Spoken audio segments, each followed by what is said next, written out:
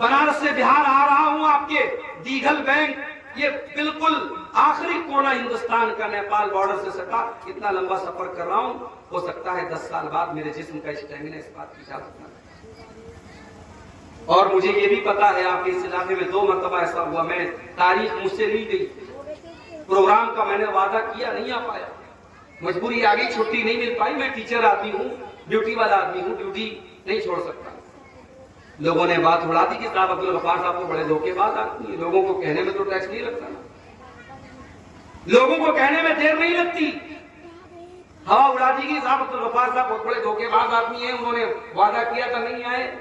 عبدالغفار صاحب کی مجبوری کیا تھی یہ تو آپ نہیں جانتے۔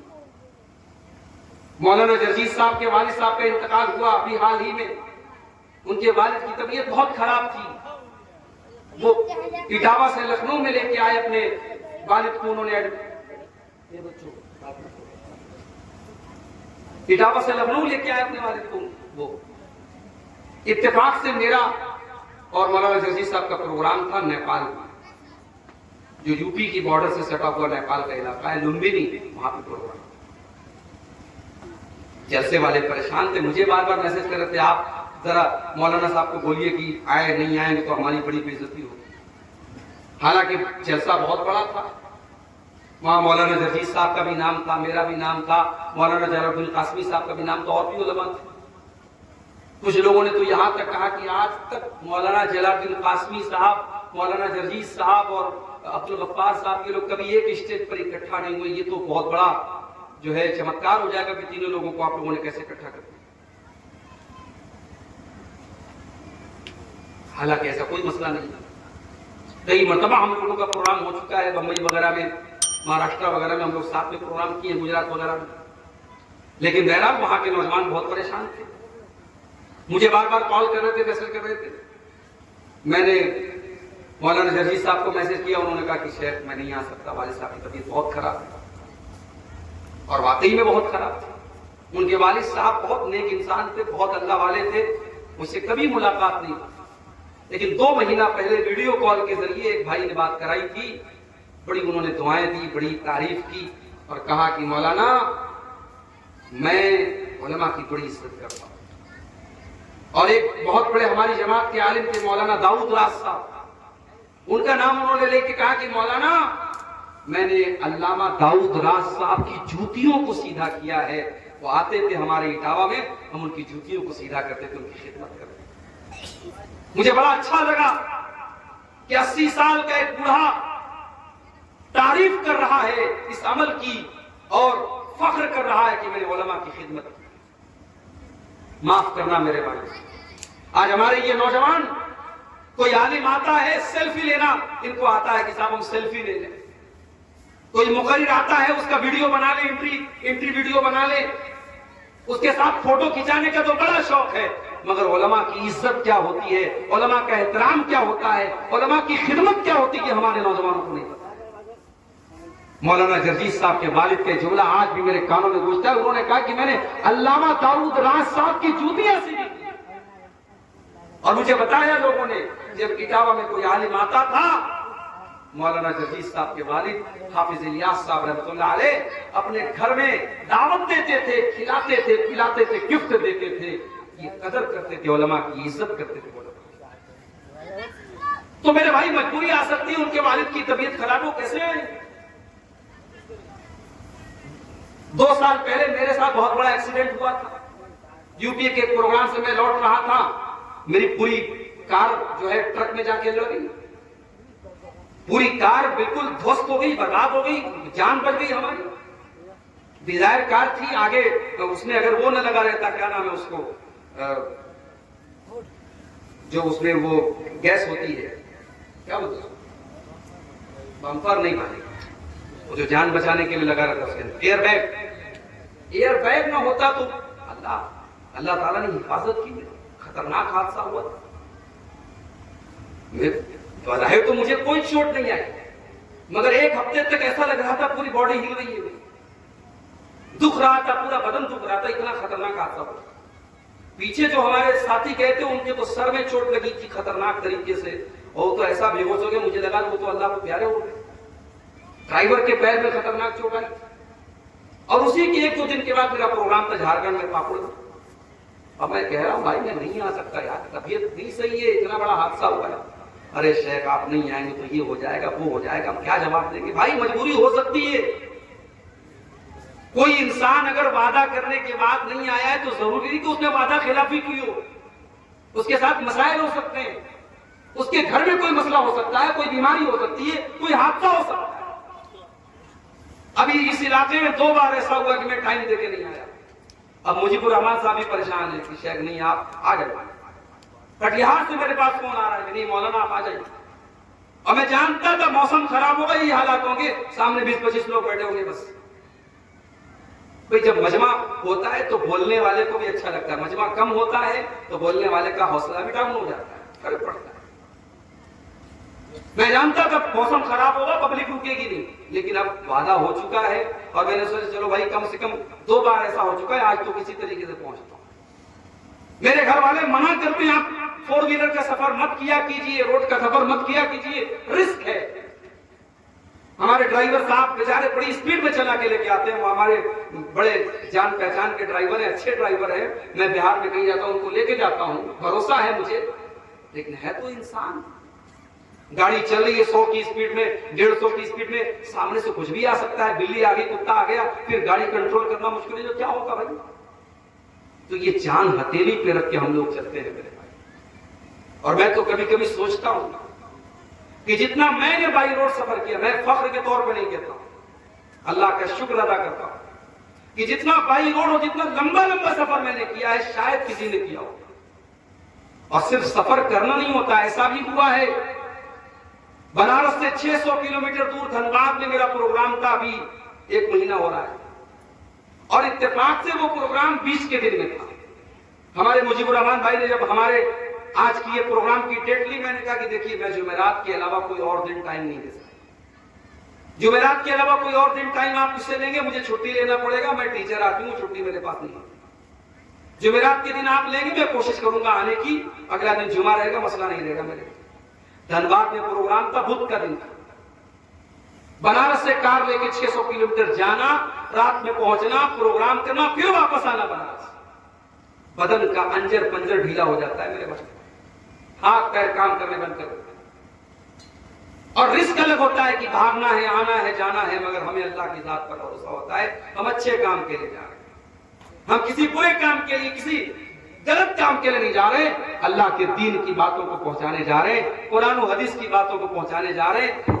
سینکڑوں اور ہزاروں لوگوں میں کسی ایک انسان نے عمل کر لیا تو شاید یہی اللہ تعالیٰ ہماری نجات کا اور ہماری حفاظت کا ذریعہ بنا دے.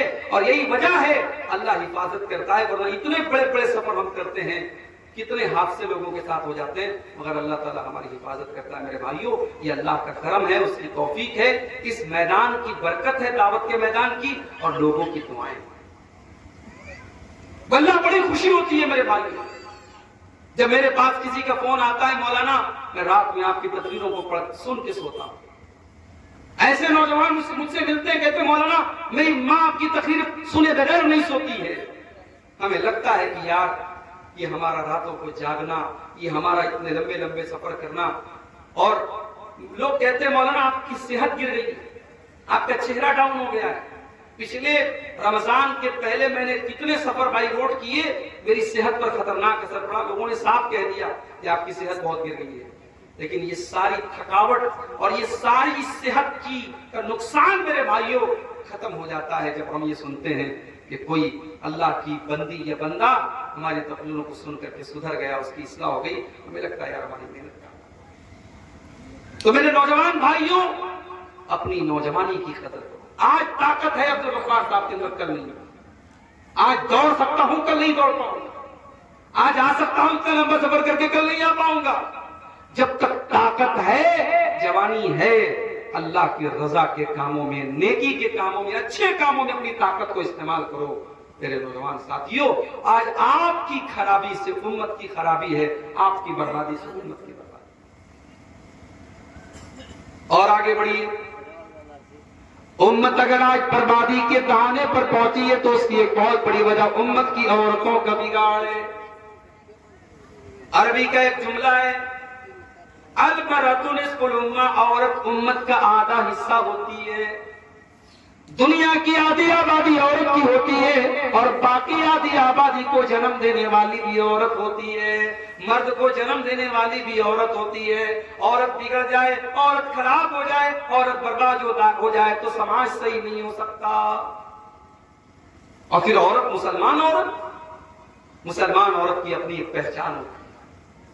मुसलमान औरत जब नकाब पहन करके निकलती है तो मुनाफिकों और काफिरों के सीनों पर सांप लौटते हैं कि ये कौन आ गई। उसके नकाब से सबसे ज्यादा तकलीफ होती है तो इस्लाम के दुश्मनों को तकलीफ होती है। इसीलिए अल्लाह कुरान में कहता है, या अय्युहन नबी कुल लिअज़वाजिका व बनातिका व निसाइल मुमिनीन युदनीना अलैहिन्ना मिन जलाबिबिहिन्ना। ऐ नबी अपनी बीवियों से कह दीजिए, अपनी बेटियों से कह दीजिए और तमाम मोमिना औरतों से कह दीजिए, युदनीना अलैहिन्ना मिन जलाबिबिहिन्ना। जब वो अपने घर से निकला करें तो अपने ऊपर जिल्बाब डाल लें, अपने ऊपर नकाब डाल लें, अपने ऊपर बुर्का डाल लें। ज़ालिका अदना अय्युरफ़्ना फला युज़ैन। ये नकाब उनकी पहचान बन जाएगा, ये बुर्का उनकी पहचान बन जाएगा। मुसलमान औरत का बुर्का उसकी पहचान है मेरे भाई। आज बंगाल का इलाका आपसे करीब है, बंगाल में जलसों में जाता हूं, मर्दों का पिंडाल लगा है, बीच में एक जो है हल्का सा वो बाउंड्री दिया हुआ है, दूसरी तरफ औरतें बैठी हुई हैं और सब बगैर नकाब के बैठी हुई हैं। ये मुनासिब नहीं है मेरे भाई। नकाब कोई यूपी और बिहार का कल्चर नहीं है कि साहब यूपी की औरतें नकाब पहनती है, बिहार की पहनती है और बंगाल की नहीं पहनती है, केरला की नहीं पहनती है, तमिलनाडु की नहीं पहनती है। ये नहीं होना चाहिए। नकाब मुसलमान का कल्चर है। बिहार हो, बंगाल हो, यूपी हो, झारखंड हो, हर जगह और हर इलाके पर नकाब अप्लाई होता है। नकाब का ताल्लुक किसी कास्ट से, किसी एरिया से, किसी बरादरी से नहीं। आज मुसलमान औरतें, अल्लाह माफ करे, बड़ी खराबियां हमारी औरतों के अंदर भी पाई जा रही। सबसे बड़ी खराबी तो यह है कि हमारी औरतें दीन से दूर हैं। और आज का ये प्रोग्राम मेरे ख्याल से मदरसा, क्या नाम है, मुखरजा अली बना रहे, लड़कियों का इदारा हमारे मुजीबुर रहमान भाई ने कायम किया। मुझे बड़ी खुशी होती है। मैं गया हूं बाज लड़कियों के इदारों में और मुझे हैरत होती कि कैसे ये इदारे चलते हैं। बड़ी कुर्बानियां लोग देते हैं साहब। वो औरतें, वो लड़कियां अपने घरों को छोड़ के, अपने माँ बाप को छोड़ के, ऐसा नहीं कि वो हॉस्टल में बड़े महल में रहती है, टूटे फूटे से कमरे होते हैं और फैसिलिटी बहुत कम होती है, मगर अपने घर बार को छोड़ के, अपने माँ बाप को छोड़ के हॉस्टलों में रहने वाली ये लड़कियां क्यों आती हैं? ताकि दीन सीख लें, कुरान सीख लें, हदीस सीख लें, उम्मत की भलाई की बातें सीख लें और जाकर के एक अच्छा दावत का काम करें। मेरे भाइयों, आज हमारी औरतों के अंदर दीन की जानकारी ना के बराबर। और आप देखिए, आपके बिहार में और आपके बंगाल में बड़ी तादाद में मस्जिदों में औरतों का इंतजाम नहीं। आपके गांव में है? नहीं है। ऐसा नहीं कि गांव में पैसा नहीं लोगों के पास, मस्जिद बना सकते हैं तो क्या औरतों का नहीं बना सकते? बिल्कुल बना सकते हैं। झारखंड में एक जगह पड़ती है लालबटिया, वहां पे बहुत शानदार मस्जिद थी। मैं गया वहां जुमा पढ़ाने। मैंने कहा कि साहब इतनी बड़ी मस्जिद है, हजारों की तादाद में मर्द हजरात आए हैं अब्दुल गफ्फार साहब को सुनने के लिए। क्या आपकी औरतों को दीन सीखने की जरूरत नहीं है, दीन सुनने की जरूरत नहीं है? मैंने उन लोगों से कहा कि आपके अल्लाह ने बहुत दौलत दी है, वहां चूंकि कोयले की कान है, बहुत पैसा है लोगों के पास। मैंने कहा आप अगर कोशिश कीजिए, आगे बढ़िए, आप एक दिन में अगर मेहनत करेंगे औरत का इंतजाम कर सकते हैं मस्जिद। अगली बार एक साल के बाद जब मैं गया उस मस्जिद में, देखा शानदार औरतों का भी पूरा पोर्शन बना दिया है और औरतें भी बड़ी तादाद में जुमा की नमाज में आ रही। औरतें प्यासी है दीन की, उनको तलब है दीन की, आप उनकी तलब को पूरा नहीं कर रहे। वो चाहती है कि हमें दीन सिखाया जाए, हमें दीन बताया जाए। और माफ कीजिएगा, ये जलसों और तकरीरों में औरतें जो आती हैं, मुझे पता है वो तकरीर सुनती कम है, मार्केट में ज्यादा टहलती रहती है। मार्केट में मेरा ठेला में ज्यादा लगी रहती है, जलसे में कम आती हैं। जलसों से दीन नहीं सीखेंगी। आप औरतों का इंतजाम मस्जिद में कीजिए और हर खुतबे में औरतों को लेके आइए और फिर घर की औरतों को दीन सिखाइए। اللہ کے نبی فرماتے ہیں نعم النساء حضرت عائشہ فرماتی ہیں نعم النساء نساء الانصار، انصار کی عورتیں بڑی بہترین عورتیں ہوتی ہیں، لا یمنعهن الحیاء ان یتفقهن فی الدین، وہ دین سیکھنے کے معاملے میں شرماتی نہیں ہیں، عورتیں دین سیکھنے کے معاملے میں شرماتی نہیں، انصار کی عورتیں دین سیکھنے کے معاملے میں شرماتی نہیں ہیں۔ وہ نبی کے پاس آ کر کے بڑے پرائیویٹ قسم کے مسئلے پوچھتی تھی، حیض کا مسئلہ پوچھتی تھی، میاں بیوی کے ملاقات کا مسئلہ، بڑے پرائیویٹ قسم کے مسئلے بھی پوچھتی تھی، وہ دین سیکھنے کے معاملے میں شرماتی نہیں تھی۔ تو اپنی عورتوں کو دین سکھاؤ میرے بھائی، آج عورتوں کے اندر بڑی جہالت ہے۔ شادیوں میں عورتیں کیا کیا کر رہی ہیں، سندور لگا رہی ہیں، ماتھے کی بندیا ٹیکا لگا رہی ہیں۔ ہمارے بنارس میں ایک جگہ شادی تھی، شادی کے موقع پر لڑکی کو بہت سارا سامان دیا جا رہا تھا، اس میں ایک سہاگ کی پڑیا تھی۔ میں نے کہا یہ کیا؟ بولے سہاگ کی پڑیا ہے، اس میں کیا ہے؟ سندور ہے، اس میں کچھ جڑی بوٹی ہے، کچھ سامان ہے، اس کا نام رکھیے سہاگ کی پڑیا۔ اسلام میں کوئی سہاگ واگ نہیں ہے صاحب، اسلام میں شادی شدہ عورت کی سہاگ کی کوئی نشانی نہیں۔ لڑکی نے نکاح کر لیا، بس یہی نشانی ہے۔ اس کے گلے میں منگل سوتر کا ہونا، اس کے بال میں جو ہے وہ سندور کا ہونا، اس کے ماتھے پر بندیا کا ہونا، یہ سب جہالت ہے، یہ سب غیر اسلامی کلچر ہے، اسلام کا اس سے کوئی تعلق نہیں۔ عورتوں میں بہت ساری جہالت ہے۔ شادی ہوتی ہے صاحب، اس میں دیکھ لیجیے کتنی رسمیں ہیں، ہلدی کی رسم ہو رہی ہے، شادی کے ایک دن پہلے رات میں بیٹھ کر کے عورتیں گانا گا رہی ہیں، ناچ رہی ہیں۔ مسلمان کی بات کر رہا ہوں، ان کے گھروں کی بات کر رہا ہوں، ناچ گانا ہو رہا ہے۔ وہ دیہاتوں میں پتہ نہیں کیا کیا برہا وغیرہ گاتی ہیں، گیت گاتی ہیں، لڑکیاں جوان عورتیں وہ آ کے گیت گاتی ہیں شادی کے موقع پہ۔ یہ ساری چیزیں غلط ہیں میرے بھائی۔ ہلدی کی رسم ہوتی ہے، شادی کے 2-4 دن پہلے ہلدی لگتی ہے دلہن کو، اب اس میں جتنی لڑکیاں آتی ہیں سب ہلدی کلر کا کپڑا پہنتے ہیں، دعوت ہوتی ہے۔ غریب آدمی بیچارہ شادی کرنے کے لیے اٹھتا ہے، پریشان ہو جاتا ہے کہاں سے شادی کروں۔ غریب آدمی کے لیے شادی کرنا چیلنج ہو چکا ہے، بیچارہ بینک سے لون لیتا ہے، قرضے لیتا ہے، گھر مکان بیچتا ہے، تب جا کر کے غریب اپنی بیٹی کی شادی کرتا ہے۔ میری ماں اور بہنوں، آپ کی ذمہ داری، اگر آپ تک میری آواز پہنچ رہی ہے، آپ کی ذمہ داری بہت بڑی ہے۔ یہ رسم و رواج جب تک آپ نہیں چاہیں گے نہیں ٹوٹ سکتے، اور جس دن عورتیں چاہیں گے انشاءاللہ یہ جہیز کی رسم، یہ بارات کی رسم، یہ منگنی کی رسم سب ختم ہو جائے گی۔ عورتیں اگر طے کر لیں، عورت کے اندر اللہ تعالیٰ نے بات منوانے کی بڑی طاقت ہے، عورت بات منوانا جانتی ہے۔ بھائی فرعون اتنا بڑا ظالم تھا، کسی کی بات نہیں مانتا تھا، مگر فرعون اپنی بیوی کی بات مان گیا۔ جب موسیٰ علیہ السلام حضرت آسیہ کی گود میں پہنچے، فرعون کی بیوی کی گود میں پہنچے، تو فرعون کی بیوی نے کیا کہا؟ وَقَالَتِ امْرَأَتُ فِرْعَوْنَ لَا تَقْتُلُوهُ عَسَىٰ أَن يَنفَعَنَا أَوْ نَتَّخِذَهُ وَلَدًا۔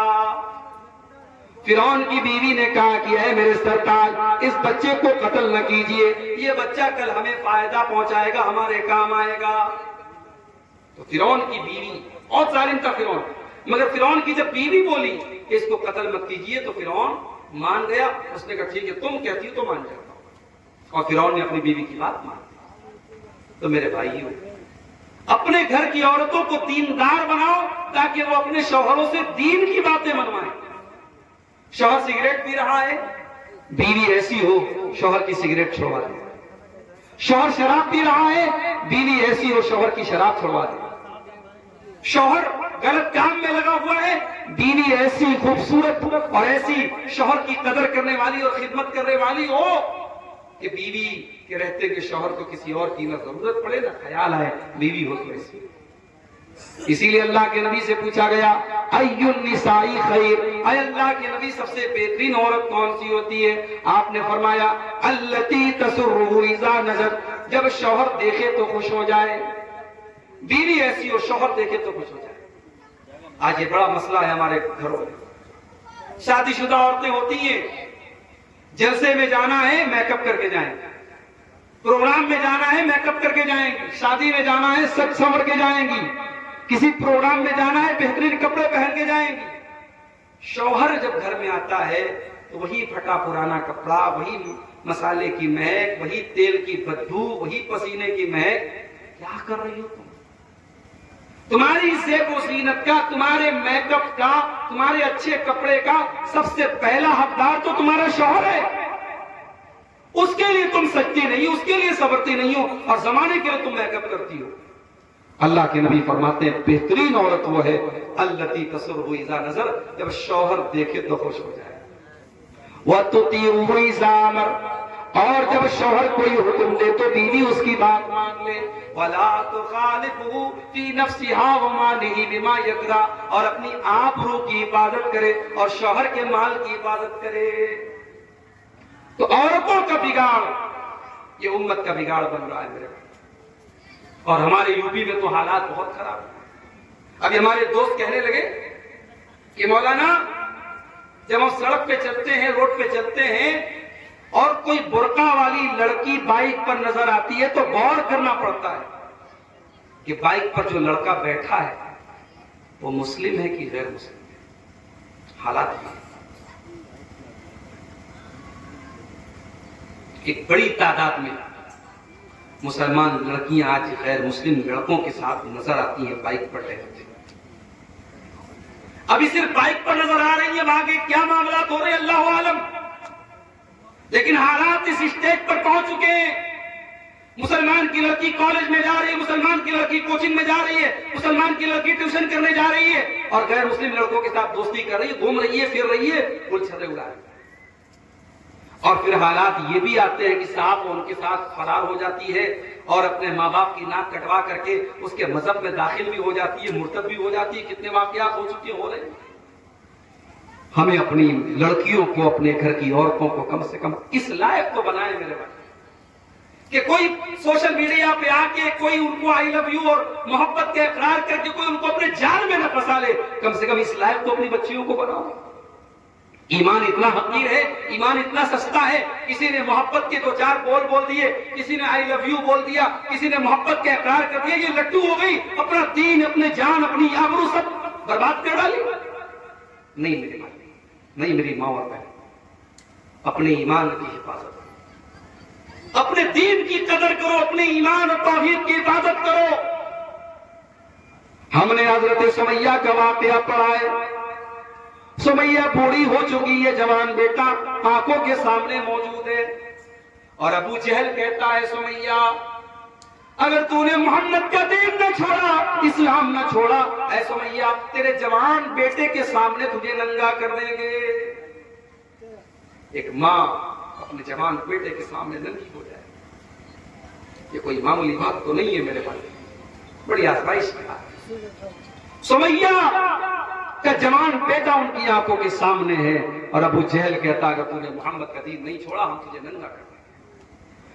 سمیہ نے یہ آزمائش بھی گوارا کر لی، اور جوان بیٹے کے سامنے اس کے بدن کا کپڑا اتار دیا گیا، اور ابو جہل نے برچھی مار کر کے ان کی شرمگاہ پر حملہ کر کے ان کو شہید کر ڈالا. سمیہ نے جان دے دی، سمیہ نے خون بہا دیا، سمیہ اللہ کو پیاری ہو گئی، سمیہ اللہ کی راہ میں شہید ہو گئی، مگر اپنے ایمان اور توحید سے کوئی سمجھوتا نہ کیا. جنگ احد کے میدان میں ایک عورت آتی، اس کا بیٹا شہید ہو چکا ہے، بیٹے کی لاش پڑی ہے، عورت جنگ کے میدان میں آتی ہے اور چہرہ ڈھانک کر کے آتی ہے. کسی نے کہا اماں تیرا بیٹا تو شہید ہو چکا ہے، اے اماں تیرا بیٹا تو شہید ہو چکا ہے اور تو چہرہ ڈھانک کر کے میدان میں آتی ہے، تجھے آج اس موقع پر بھی پردے کی پڑی ہے، اپنا چہرہ ڈھانپنے کی پڑی ہے.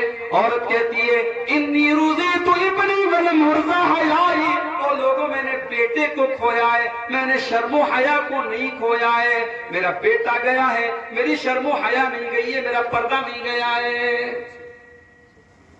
فلسطین کے حالات ہماری آنکھوں کے سامنے، وہاں کھانے کو کھانا نہیں ہے، پینے کو پانی نہیں ہے. مدد کرنے والے جب کھانا لے کر کے پہنچتے ہیں، کیمرہ لے کر کے فوٹو کھینچنے کے لیے، اور جب وہ گھر میں داخل ہوتے ہیں فلسطین کے مسلمان کے گھر میں، جوان لڑکی سامنے آتی ہے، جیسی دیکھتی کیمرہ ہے فوراً جلدی سے سائیڈ ہو جاتی ہے. کیمرے کے سامنے آنا، اپنے چہرے کو کسی غیر محرم کو دکھانا، اس مصیبت کی اور تکلیف میں ٹائم میں بھی فلسطین کی عورت کو گوارا نہیں ہے. میری ماں اور بہنوں، وہاں کی عورتیں ہمیں سبق دے رہی ہیں، ہمیں پیغام دے رہی ہیں کہ اپنے پردے کی حفاظت کرو، اپنی شرم و حیا کی حفاظت کرو۔ اور میں اکثر کہتا ہوں اپنی تقریروں میں کہ عورت کا جنت میں جانا بہت آسان ہے، اور صرف 4 کام کر لے وہ جنت میں ہو جائے۔ اذا صلت المرأة خمسها وصامت شهرها واطاعت زوجها واحسنت فرجها، عورت 5 ٹائم کی نماز کی پابندی کرے، رمضان کا روزہ رکھے، شوہر کی خدمت اور اطاعت کرے، اور اپنی آبرو کی حفاظت کرے، اپنی شرمگاہ کی حفاظت کرے، اللہ کے نبی فرماتے ہیں دخلت من ابواب الجنت شاء، ایسی عورت جنت کے جس دروازے سے چاہے وہ جنت میں جا سکتی ہے۔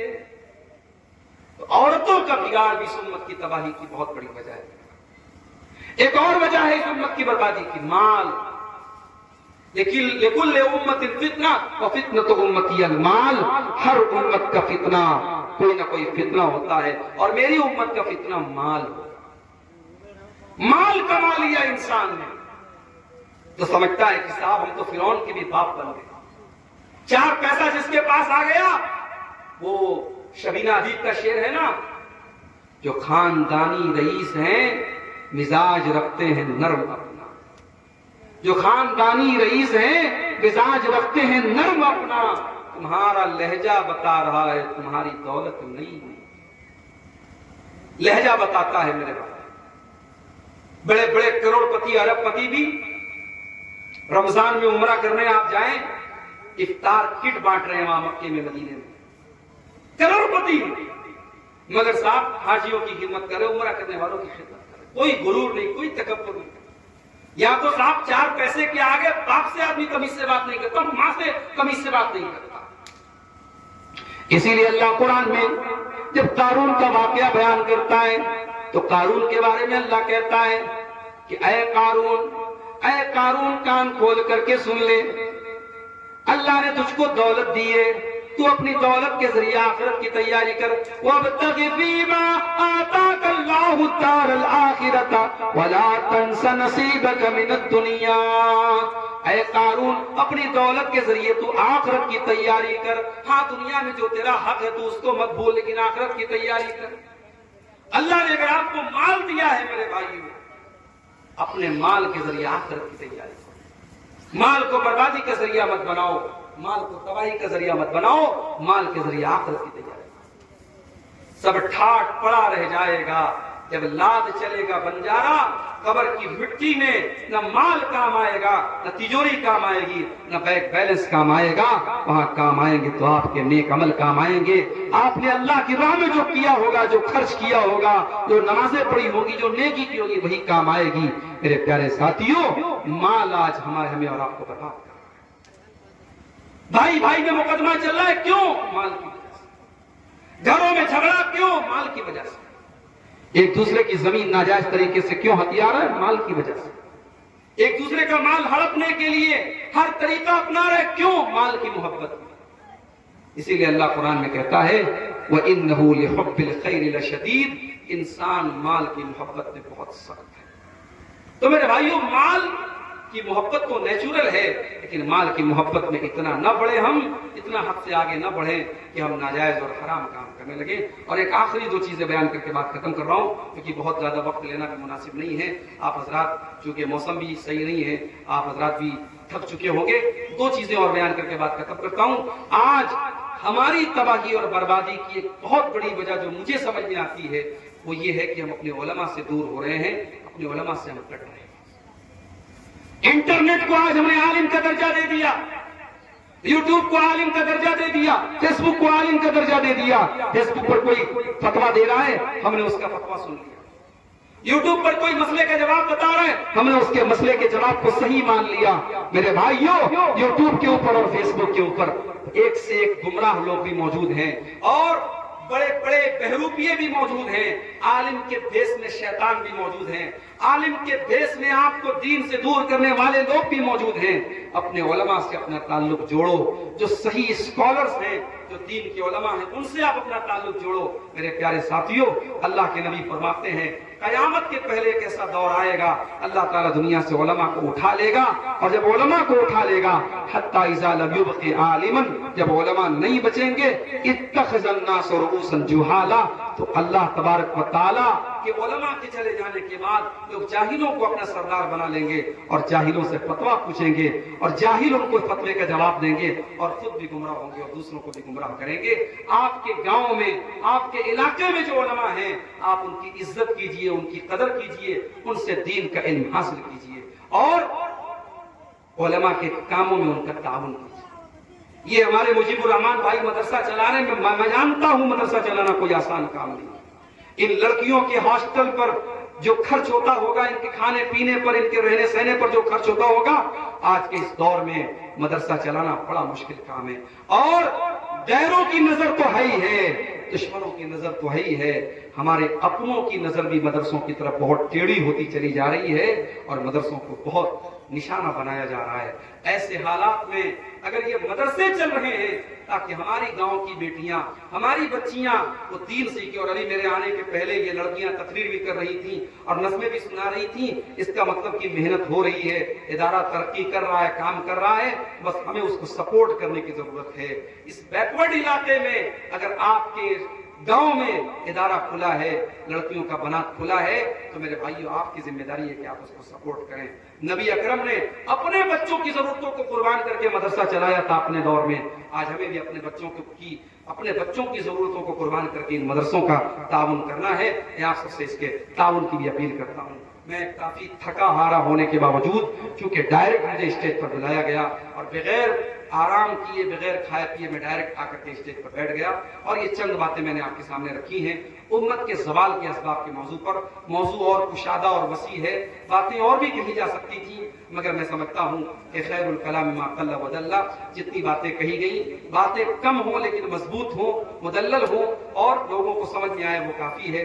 अगर इतनी ही बातों पर हमने अमल कर लिया तो इंशाअल्लाह हमारी हिदायत के लिए काफी होगा। हम अल्लाह से दुआ करते हैं आज का ये प्रोग्राम जिस मकसद के लिए किया गया है, अल्लाह उस मकसद में जलसे के मुंतज़मीन को कामयाब करे। और